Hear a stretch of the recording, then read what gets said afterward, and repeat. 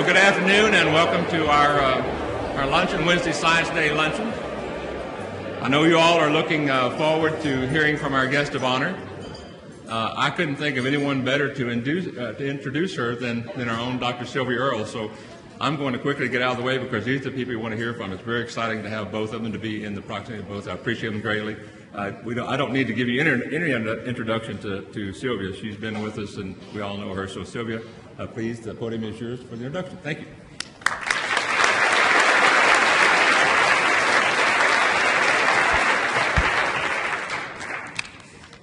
Well, it's an honor to introduce Laura Welsh Bush, the former First Lady of Texas, the former First Lady of the United States, and forever the First Lady in the minds and hearts of millions who have come to love and respect the lovely librarian and teacher from Midland, Texas, who was and is for sure first in the heart of the 43rd President of the United States, George W. Bush. Long before serving as First Lady from 2001 to 2009, and continuing as a central theme in her life, Laura Bush has been a champion of learning and of the ways and means of conveying knowledge to the generations of children coming along.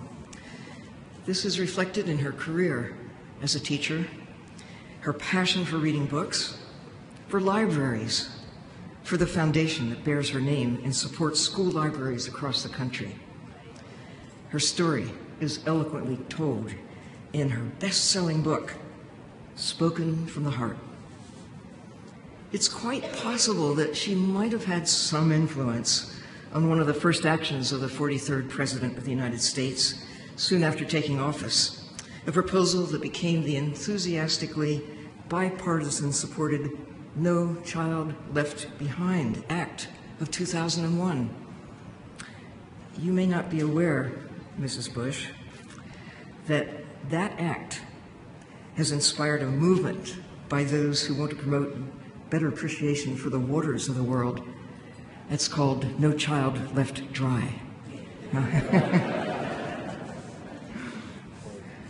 Laura Bush's love of the natural world and the importance of inspiring care for the library of life contained there, it's evident in her personal efforts to restore native grassland prairie on the family ranch in Texas, and her frequent, serious hiking expeditions into national parks across the country, including not so long ago into Big Bend National Park here in Texas. That love of nature certainly embraces the rivers, lakes, and oceans that are the primary topic of this Gulf of Mexico summit.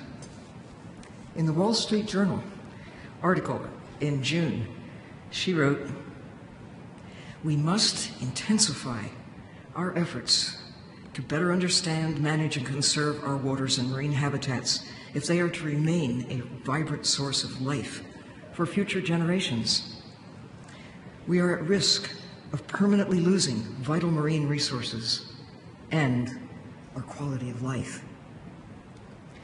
Yellowstone National Park, established in 1972, offers a blueprint for ocean protections, she suggested, noting that 100 years later, actions were taken at last in this country to establish a counterpart, the National Marine Sanctuaries Act, 1972, exactly 100 years later. Some say national parks are the best idea America ever had.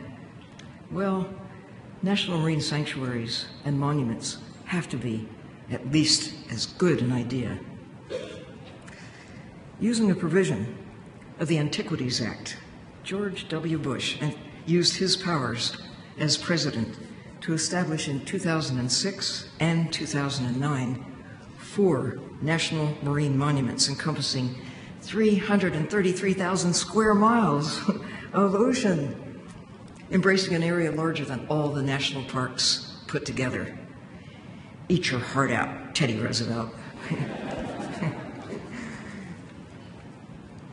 At this conference, much has been said about the gifts the Gulf of Mexico has delivered to Texas, to the nation, to Mexico, Cuba, and the world, and the importance now of giving back to the Gulf with policies to enhance restoration and protection of the natural systems that have suffered so much in recent years.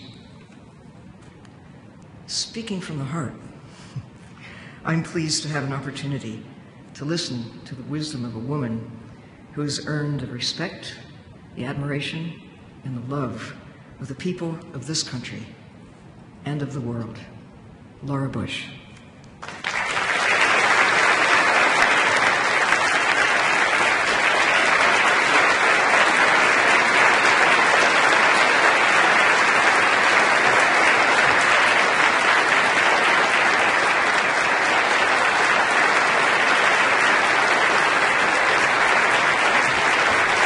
Thank you all. Thanks, everybody.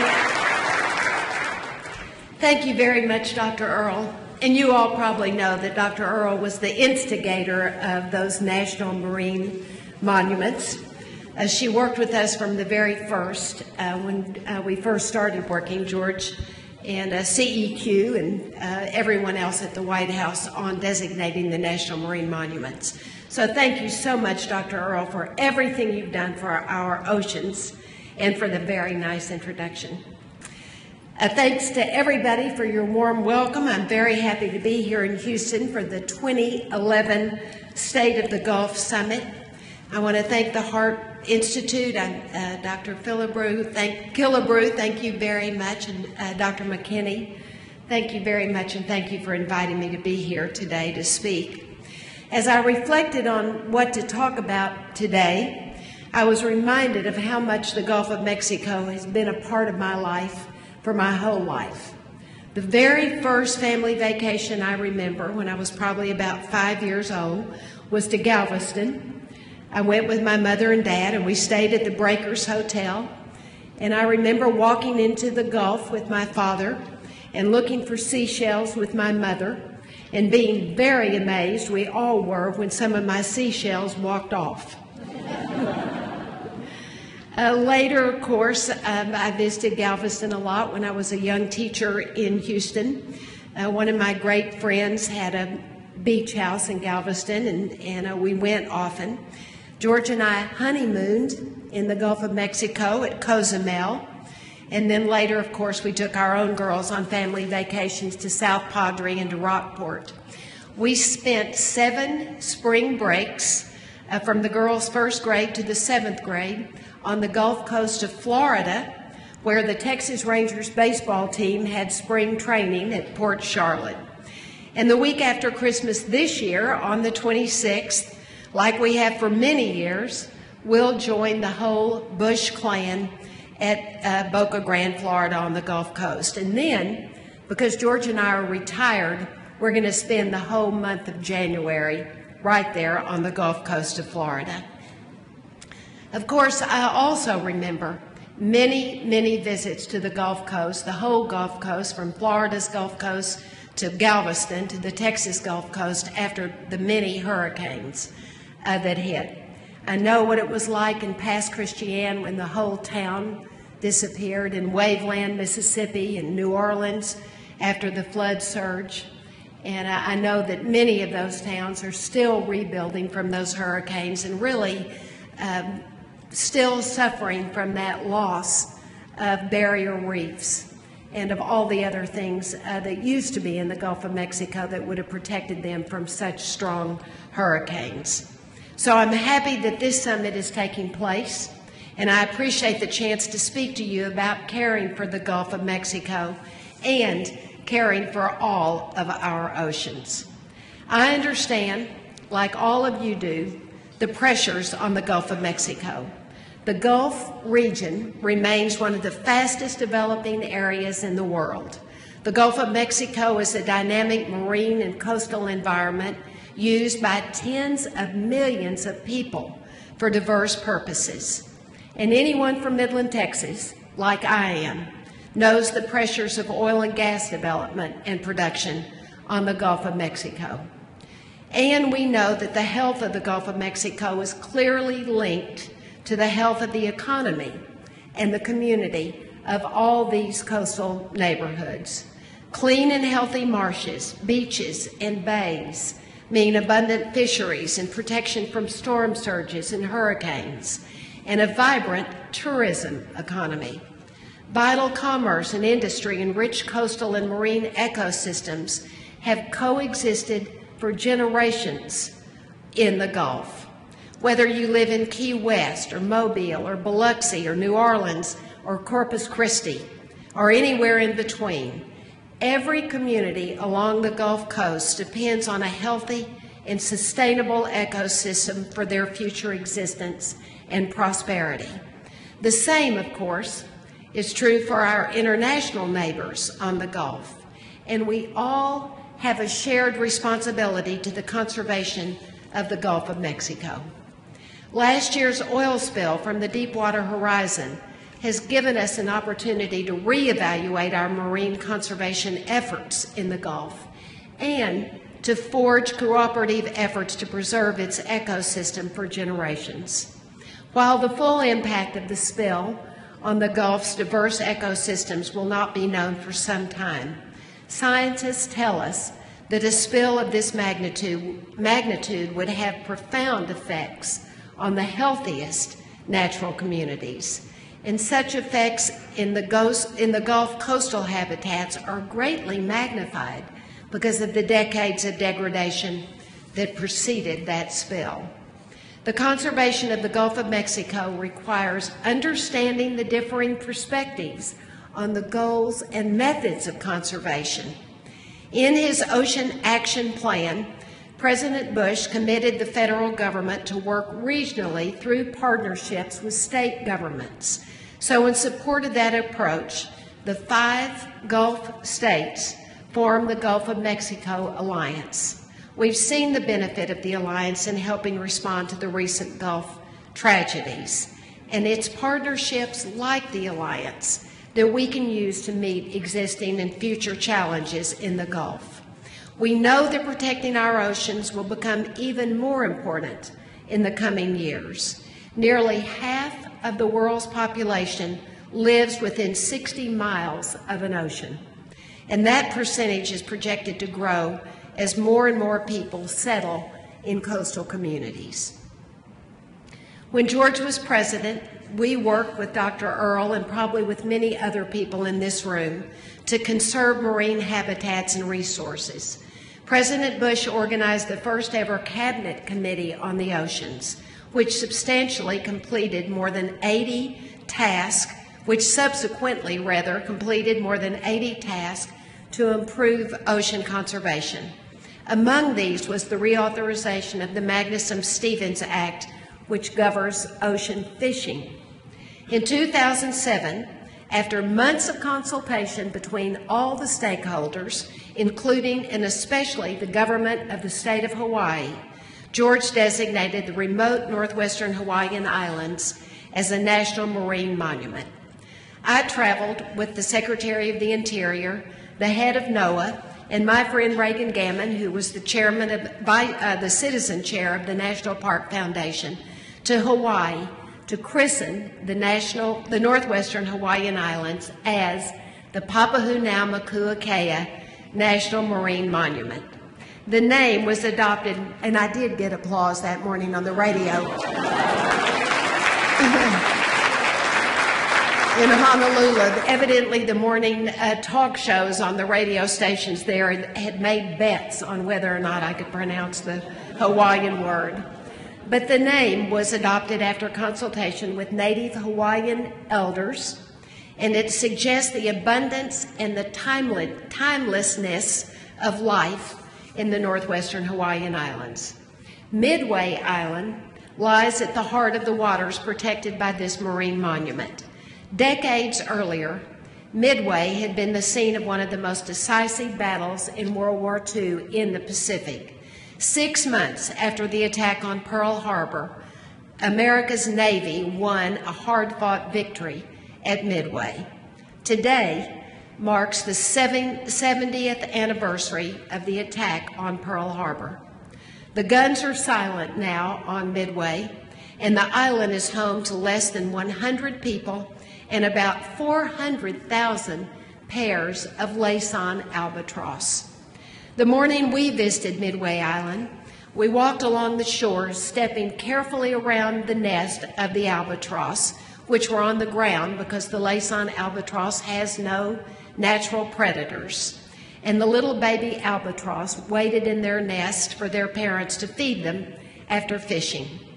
The adult albatross skimmed the water for squid, but sadly, and this is over 3,000 miles from the west coast in the continental United States, plastic debris floats on the water, and the adult albatross eat the plastic and then feed it to their babies. We saw the carcasses of baby albatross, and when we opened up their little carcasses, we saw that they were filled with cigarette lighters and toothbrushes and plastic bottle caps. Ocean currents in the Pacific have created a plastic garbage dump that's estimated to be twice the size of Texas. Most of the contents float just under the swells of the waves, where bits and pieces are ingested by birds and marine life. The Department of the Interior, NOAA, and other U.S. agencies are working to mitigate this plastic debris and prevent new trash from accumulating. But so much more work needs to be done. We're at risk of permanently losing vital marine resources and harming our quality of life. Overfishing and degrading our ocean waters damages the habitat needed to sustain diverse marine populations. And of course, the most vital function of our oceans that our oceans serve is that of a climate regulator, producing oxygen, reducing pollution, and removing carbon dioxide. Protecting our world's oceans would save the world's most beautiful and important natural resources. In 2009, shortly before he left office, George designated 3 more national marine monuments: the Marianas Trench Marine National Monument, the Rose Atoll, and the Pacific Remote Islands. With Papahanaumokuakea at these monuments, these 4 sites, just like Dr. Earl told us, encompass about 350,000 square miles, larger than all of the United States national parks and wildlife refuges combined. These 4 national marine monuments support breathtakingly beautiful coral habitat, vast numbers of fish and birds, and an abundance of sharks, which is a mark of the health of these ecosystems. These monuments remain open to shipping and other uses that allow the economies and the cultures of the nearby states and American territories to prosper. And they remain a wild resource, a place where scientists can make new discoveries and where a variety of species can thrive. Countries around the world are following our lead. Since we named these national marine monuments, the United Kingdom, Australia, Chile, and others have expanded their protection of the marine areas in their territorial waters.